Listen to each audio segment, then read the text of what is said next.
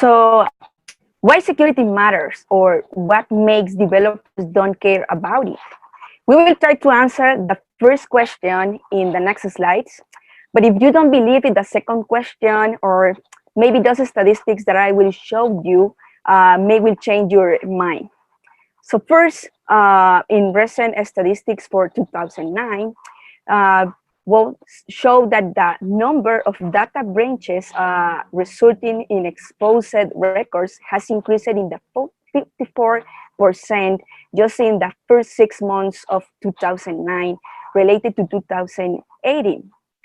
So other good statistic is that more than 3,800 data breaches were reported in the first 6 months of these years. And just 8 of those data breaches exposed around like 3.2 billion records, near to the 80% of all records exposed for in 2009. So I don't know if you know Equifax, that is a customer credit reporting agency that works in the US, Canada, and UK. Well, Equifax suffered a cybersecurity incident in September of 2017. And the incident was the same time at the Facebook with Cambridge Analytica. So maybe if you don't know about Equifax, it's for that. So let's look a little bit in numbers. How was this cybersecurity incident with Equifax? So Equifax say that about that 38,000 driving license and other 3,200 passport detail was uploaded to the portal that was hacked. And in the other hand, had stolen other information too. So the hackers stole personal information from US, British, and Canadian customers. And we have here in the numbers that was around like 146.6 million names and dates of birth, with their 145.6 million social security numbers and 99 millions of address, another 209,000 payments card numbers and expiration dates. So this is why we hear those stories of identity theft, and not including the risk that that represents if someone knows the credit record that some people have. And in the other hand, we have the GDPR. That is one of the reasons that we receive a lot of emails with privacy policy actualizations in the last year. This is a new regulation that was in the European Union. So now if you don't have good data protections, or you don't have enforcing due compliance, you can pay fees if you are having a cybersecurity attack.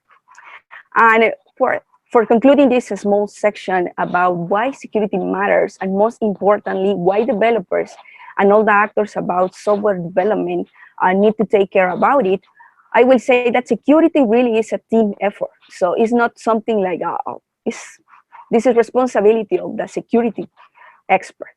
And one of the questions is, do we have a security expert in our team, or do we have a security expert in our company?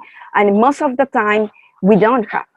So we need to be our experts. And in that, if we have a security expert, they only will give to us a guide about what implementation we need to do in our systems.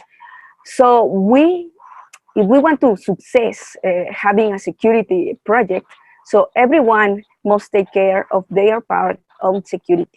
So it doesn't matter if it's a front end, a back end, a mobile application, or is in the database or the infrastructure. So everything needs to take care of security.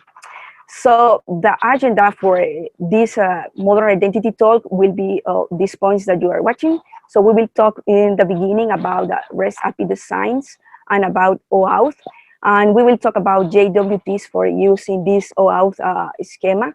Then we will talk a little bit about the user credentials problem. And then we will define where is identity management and identity and access management. That are basically the points of this talk. And then I will give you little tips or questions that we need to make before to start a project or have a really successful identity management project. And finally, we will talk about identity as a service. So At the beginning, it's like, are many things in this world of identity management that we say, how I will implement all those things in my system, but exists platform as a services that work for this. And then we will talk a little bit architecture level and how we handle now in modern architecture this of identity management. So just for know who I am, so my name is Mercedes Wyss. I am from Guatemala. I am community leader here from JDH's chapter, the Java female chapters, and Google community that is called Devs Plus 502. And I also was member of Guatemala Java Users Group. Actually, I am a CTO in a startup called Productivity, and I am part of two awareness programs for developers that are Auth0 ambassadors and Oracle groundbreakers. So let's start. So first we will talk about a little bit of the bad API designs. So this is in a really serious case about bad API designs.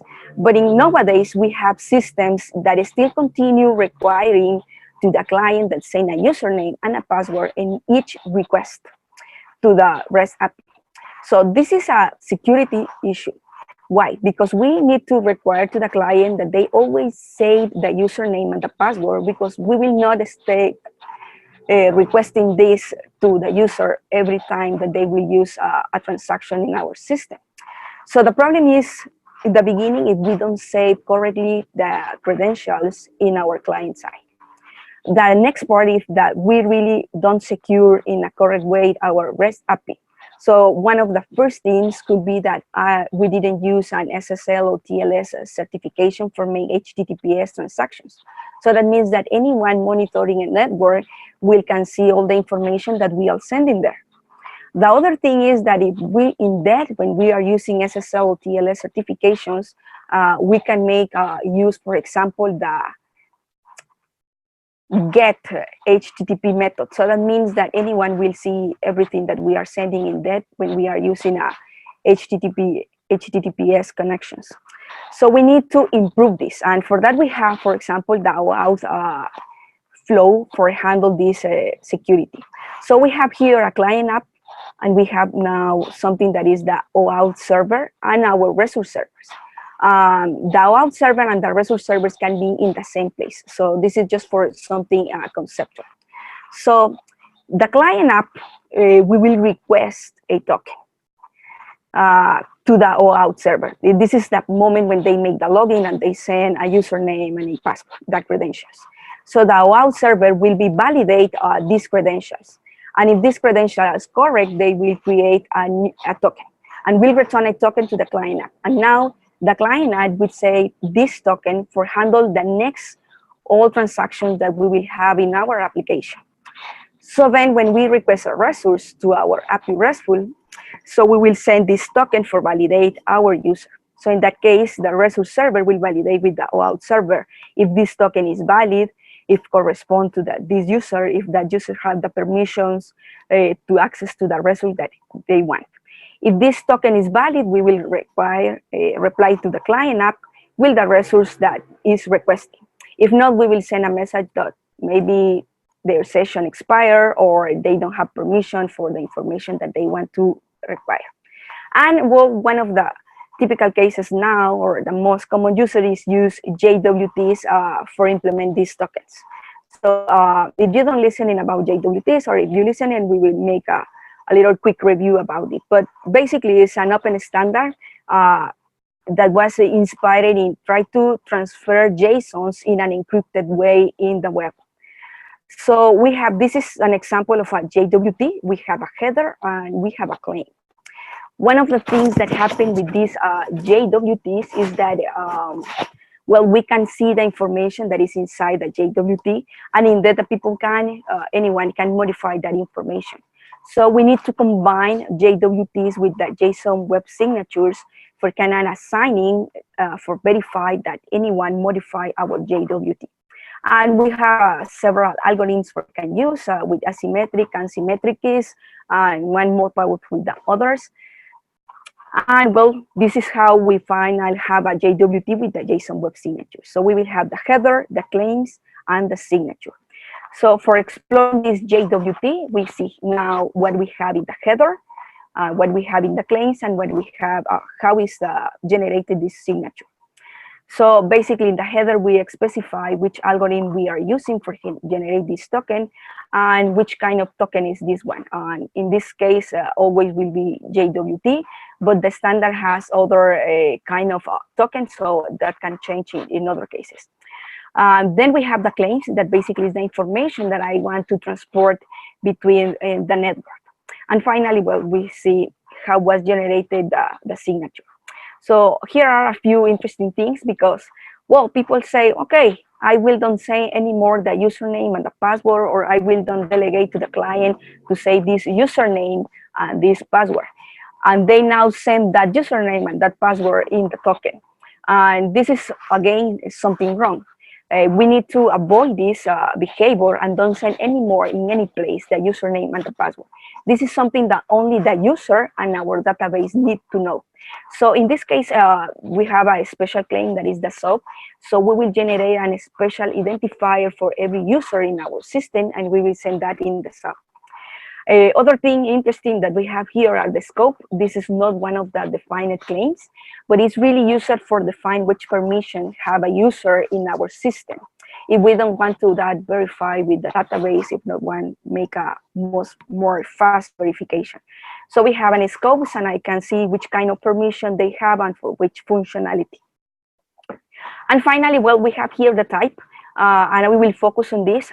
When we are developing, usually in an entire system that had many components, like mobile application, like a front end, like a back end, or for example, IoT projects, any one of them are developing in different programming languages. So that means that when I choose libraries for use and work with JWTs, I will choose a library for each programming language. And some libraries avoid the use of this type because always is JWT. So we have problems when we are verifying tokens. So we need to choose a library that handles the type in the same way, or libraries that can permit to us make a configuration if we want that they ignore the type or they add the type. So we have some registered claims. There are claims that the people that create the specification view like really useful for us. So we have a few interesting one. The first one is the JTA, that is a unique identifier for the JWT. So we can have, for example, permanent open session like Facebook, that we always have the same token, but we can make that this token will be used only once. So instead to say, for example, oh, the token in my database for verify that that token was used, I can use a unique identifier for that token. So I only save the token in the database and I establish that this token was used. So anyone can use this token 2 times.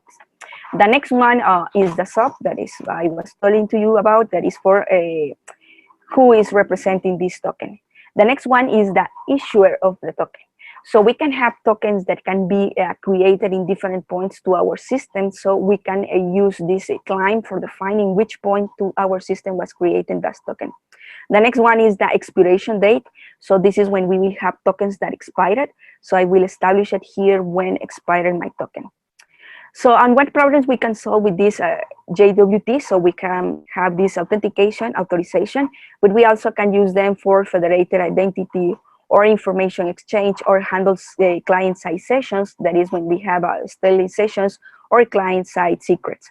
So here we are talking about JWTs for solve the authentication and the authorization process.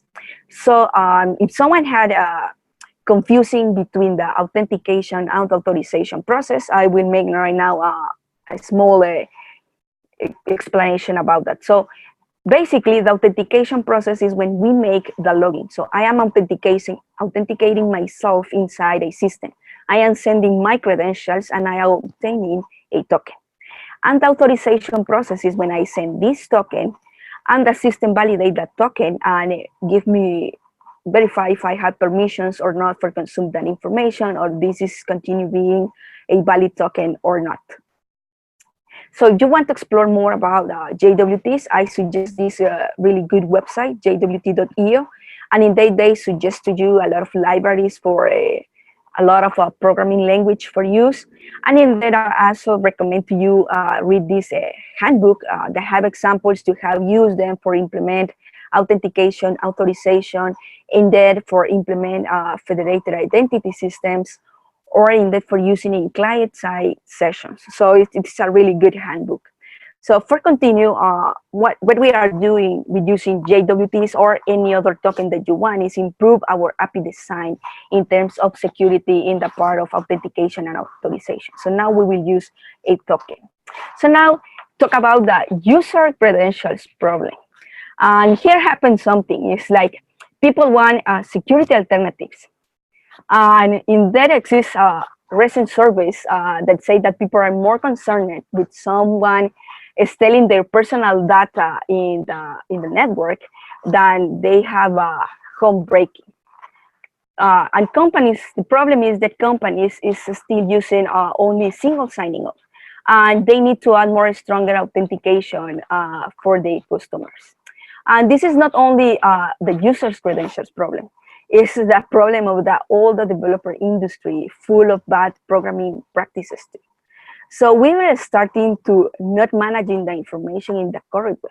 So credentials or sensitive information is not saving in the correct way. So one of the most problem is that the weakness of traditional credentials are well documented, but the development industry continue using them as a primary security method. So customers don't want more of that. Indeed, if it's a headache, people want to make more steps for make a login or something. And so what happened with the development industry? So they say, we have a problem with the single signing on. We have a problem with the credentials to our users. So we need to solve this problem. So we will face several problems here. And the first one is that typically users use the same credentials in all the systems. So second, they don't create a secure password. So we do it, surely, not all the time. It's like I put in the image, right? So for example, I was developing a system and we were using as password QWERTY, right? And it's not a secure password, we was just in development, but sometimes these things pass to production too. So, and with just one super security attack that exposes those credentials, hackers can access to other systems and steal more information. And this is because users use the same credentials. So what is doing the industry, the development industry? So they decided created rules for guarantee that user will create safe password. But the reality is other, and happen things like this one. So this grandpa is creating a super secure password following the rules. So he's putting a uppercase, a number, and a special character. And he's created the password 123 exclamation mark with the P uppercase. So this continues being a fake password, but it's following all the rules. So the developer industry is creating insane rules too, against for guarantee the user will create a safe password. And well, this came in situation like this one. So, and again, it's failing, you know.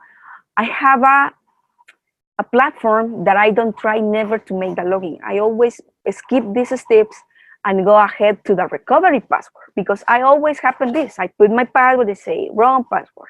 I put recovery password. I put this password that I was using and say you cannot use your last password or a password that you use. And say why? This is why I was trying to insert it. So this is frustrating for many users. And usually we continue there just if we really need to use this platform. If not, the user stop to using our system. So what can we do for improve this process, making it safer and easier? So talk about identity management. And first, one of the first mistakes that we are making in modern systems is not taking mind that our users have a life cycle inside them. So it's not just that they make logging up, enter there, and it's over. The next one is that we need to separate the user as an entity that accesses the system and the user as an actor of the system. So To exemplify, I will use the banking system. This is not precisely because banking system, all of them works in that way. If not, it's because banking system and something that all of us know. So imagine that exists a corporate account in a banking system. So these corporate accounts usually are not handling for the owner of that. So for this legal representation of the company, if not that we have the counters that we will handle this account for make the payments of employees. So the banking system may have a corporate user with some limitation in functionalities. Maybe they only will can pay these salaries. So in this example, the counters will be only entities that use the banking systems for handle some corporate account, but they are only entities that will use the system. So are not actors in the system.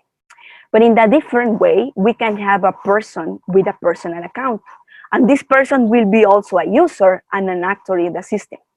So will be an actor because this person has an account, we can enter to the account. We have personal information to this person in our system, but also they will be a user because we'll use the system for consulting all the information about his account.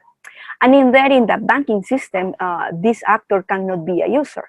But that only happened with some grandpas in nowadays that they don't use mobile applications or financial applications. So basically, identity management is an umbrella term with all this core logic around this identity in corporate environments or in data in simple systems. And it's divided in 3 points. That is the provisioning, the account management, and identity governance. So we will start for explaining what is provisioning. So in this case, identity management, we only handle the users as entities of the system, but not precisely as actors of the system or the information of those actors. So we will have assigned identities to users that are an entity in the real world. So identifiers will be recognized in the SOP of a JWT. Well, this is how I identify that entity in my system, or watch our identities for make an authentication or in a different context than actors in our system. So what we are doing here is divide the things. Another thing that we need to take in mind when we are creating users to our systems is that we are not having only human beings as users to our systems. So we have now robots, or we can have IoT devices, or we can have voice user interfaces. So this is why it's too important make this division between the user and an actor of our system. The next thing is the account management. So in an account management, we are handle all this information for those users. So how I will maintain those identities, or how I will save those data. And in this case is which I will use encryption, which keys I will use for this encryption, or for example, how I will secure that information in the database. One of the problems that hackers can steal all credentials is that those credentials, those sensitive information is not being saved in the correct way in databases or in plain text. So if anyone can access to the database, we'll saw this information. So we can use encryption, or we can use special functionalities in databases for mask all this information.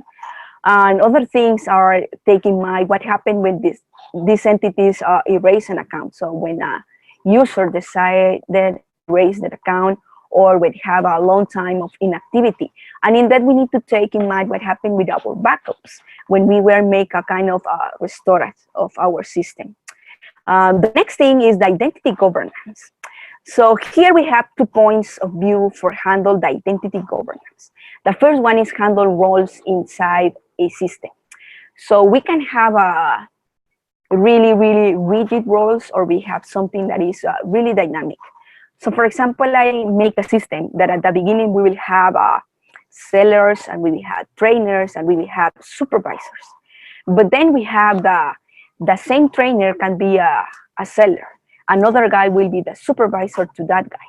But they don't want that they see all the things that that guy was selling, just that supervise one specific course. So at the end, we have one single user can have all these roles, but will be restricted for other things inside the system. And the other part is tell about to our users, can it be the same user in different systems? And I will put an example about this. This happened in a bank in Mexico. This is a real case. Well, we know that banks are a lot of legacy systems, so they have systems of a lot of 50 years ago, and it's the same thing, still continue running, unless for the website. So the website has one system for users.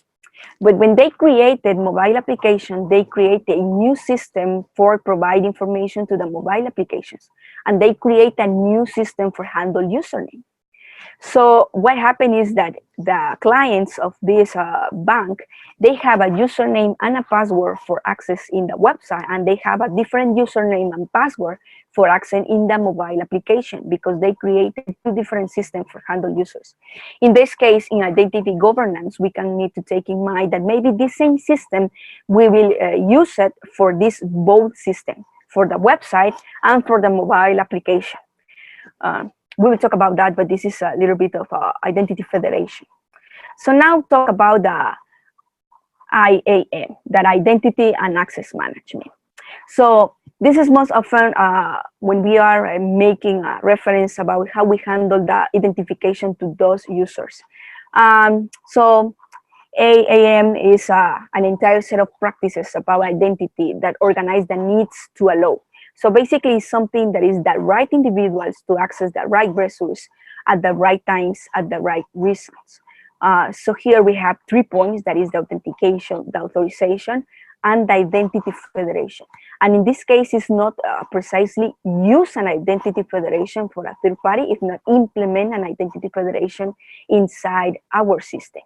So we will start speaking about the easy one, that is the authorization section. So the term authorization refers to a wide range of concepts within the IAM space, but essentially boils down to controlling what a user can do in that our system. So this don't have relationship to the client side handle permissions, or basically it's how a front end or a website or a mobile app will handle permissions. So usually, I will put an example. We have a front end. So after the login, I will see which kind of user is this one. For example, if my user have some permissions. And why I do that is because visually I will don't show the user options that they don't have access, only options that they have access. But we also need to make a verification in the backend side to that user have access. What happened in the web, for example, I can, for example, obtain a map with all the options that have my website. So instead, if the user don't see the options in his visual port, they can have the endpoint to something that he don't have permissions and use this endpoint. So I need to verify in those cases that they have permissions. Not only delegate this responsibility to the authorization to the front-end configuration in this case. The next thing is the identity federation. And I put here a lot of icons from Facebook. So here we have Katana. This is the name of the app from Facebook. Then we have Facebook Lab. We have the Messenger. The name of Messenger is Orca. Then we have the Messenger Lite. And then we have here Pages, Moments, Announcement, Analytics, Workplace, Chat, and FA8 event. So what happened with all these applications? So what happened if I need to make login always that I want to access to each of these applications? We don't do that. And that Facebook provides to us that if I make login in one of the applications, so for example, if I have the Messenger installing and then I install the Facebook application, I don't need to make a login again in the Facebook. They detect that I make login before in the Messenger and I am inside. This is basically how works a federated identity. So how born federated identity? So in the past, and then this continue being in the same way, two domains related. In this case, I will put an example. Domain 1 will be Katana and domain 2 will be Orca. That is the Facebook and the Messenger. So if I make logging in Orca in the domain, in Katana in the domain one, this save in the cookies, this token that permit maintain open the session. So then when I came to the Orca, but I cannot access to these cookies for see if I am logging or not. So in that moment, I need to make again a login.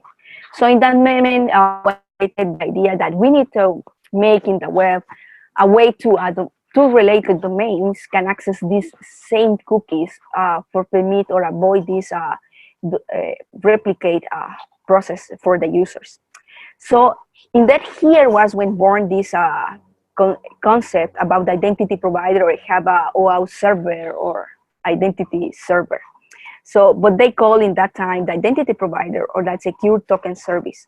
So this will be a kind of a third domain that the client or these both domains will try to access for the credentials.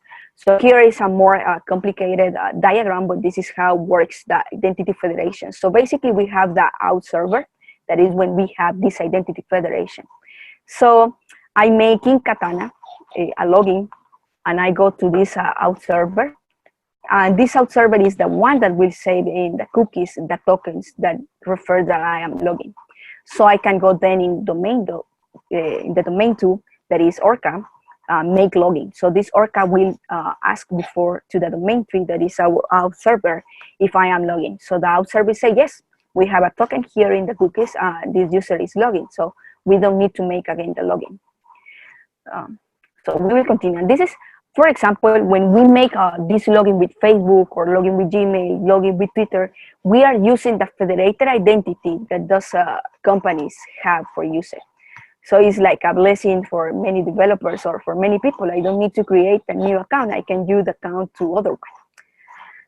So we will continue now, talk a little bit authentication. This is a little bit more longer topic. So authentication basically is divided in 3 ones, and is when we make the part of the login. And we can make that in several points. So we can use the single signing on, multi-factor authentication, and password. So we don't talk about single signing on because all of us know that is with a user and a password and make access. So what happened is that, well, single signing on become insecure. Rules doesn't work. So the people say, developers say, we need to improve this. So we need to, where users may log in with something that they know, something that they have, and something that they are. And this is what become then in the multi-factor authentication. So now they make a login and they enter a token, or they make facial recognition, or they use the fingerprint. So this is the multi-factor authentication. There exists other ways to make multi-factor authentication. So one of them is, for example, this two-step verification, that when we make the login, and after the login, we receive an SMS code, for example, or a code in the web, in an email for a user. So here is other example of multi-factor authentication. This is an application called Guardian. In this case, you make the login in the website, and that generates a QR code. And then you, with the application in your smartphone, you will scan this QR code. So you register this website. So in that moment, you only register the website. And then you need to allow permissions for use that website. When you allow permissions, so you are inside that website. I always put that example, but how many of you, when were students, university students especially, or if you are university students, and you forgot close your Facebook session in the lab of the university? This is terrible, because always is someone like hunting these sessions, and then is making disasters in your wall of Facebook. So imagine that Facebook is connected with Guardian. So when you remember that you forgot to close the session, you can come to Guardian and say, I will deny permission to that website. So in that moment, the website will not permit do anything else in them, in that if you are not there. So it's a really good option. So about biometrics, exists more complex biometrics. So we can do in that iris or retina recognition. We can use voice recognition too using Twilio. Then we can use typing recognition. Exists many smartphones that are coming with this typing recognition. So they, when someone else is using the cell phone, they say, you are not the owner to this smartphone. And we can use DNA usage, everything like the Incredibles. So we will continue. Then we have passwordless. And passwordless really means make the login without the usage of a password in most of the cases. So this is a small example of how we can use passwordless. So in that case, they are verifying if we are in an IP address and if we have inside a health fence for make access directly to that. If not, they are requiring a multi-factor authentication. The next one that we have is the Touch ID, that is for with the fingerprint. In this case, the fingerprints are unique, so we don't need in there to create a nickname or put an email address. So we only read the fingerprint that verify if the user exists or not. If the user don't exist, create this user. If exists, will generate a token and you are logging them. Then we have the SMS codes, that is like a two-factor verification, or we can use them without passwords. I believe that this is a little bit risk because we not always have access to receive SMS codes, so we need other options like using password. Then we have the magic link, and I think that this is a good example, but all of us, or maybe most of us in the conference, are using Slack, and Slack is an expert in sending a magic link and logging to you in all the boards that you are logging. So then we have a lot of social federated identities that we can offer in there to create fast passwordless. So how to have a successful identity management project. And I will try to make this fast because I think that I have just 5 minutes for finish my presentation. So one of the problems that we have with identity management of handle users in our system, there is a topic that never is touched in meetings with the project manager, with the clients, or with the developer teams. I give this talk in many places and always agree with that. And it's like, okay, we need to handle user, just copy the implementation that we have to other projects, and this is everything. So we really don't know how to handle this in a really, really good way. So we will continue. We will have some questions that we need to make to us for handle a good project. The first one is, how will user accounts create? So here we need to see if we are migrated a legacy application to a modern one, maybe those users are created in other systems. So that means that they have a username, they have a password. And we need to take to us if we need to, well, synchronize that information, or if they will make a register in the application, or we will send to them an email with their credentials. So we need to think in that. We need to see what are the requirements to our clients. Then we have this that user profiles need to be synchronized. And this is what I was telling to you before. Maybe those users exist previously in other systems. So we need to think if we will need to require to them that they make a restart password, because we cannot migrate the password for one system to other one, especially for encryption terms. Then will be the username uniqueness. Not always will be the email, for example. Sometimes we will need that they create one. I will put an example. So for example, I have my Gmail account, and I use this Gmail account for create a GitHub account and for create a Facebook account. So basically, when I make a register with Gmail or Facebook or GitHub, will be showing the same email. So what happened is that some systems permit me create a different account with the Gmail, with Facebook, with GitHub, in that when I am using the same Gmail, the same email. So that means that they are using a different, unique username. The next thing is that how our users will be make the login. And here we need to ask a question like if really is needed, make single signing on or not, if I will use a multi-factor authentication, or if I will use passwordless, like use Facebook. So maybe I need to use Facebook, or my system need to use other kind of platform. So then is what devices will be used. And many systems don't handle a history of which devices were used for the users. So this is something about tracking security, how I detect things that are wrong. If the user always uses an iPhone when he is now making a login with an Android, for example. This is the other one, is single signing on needed. The next one is that I really need multi-factor authentication, or I only can use passwordless, for example, and this will be okay based on the information that I will handle in my system. What happens when the users make a login out? For example, banking application are really good handling this of closed sessions.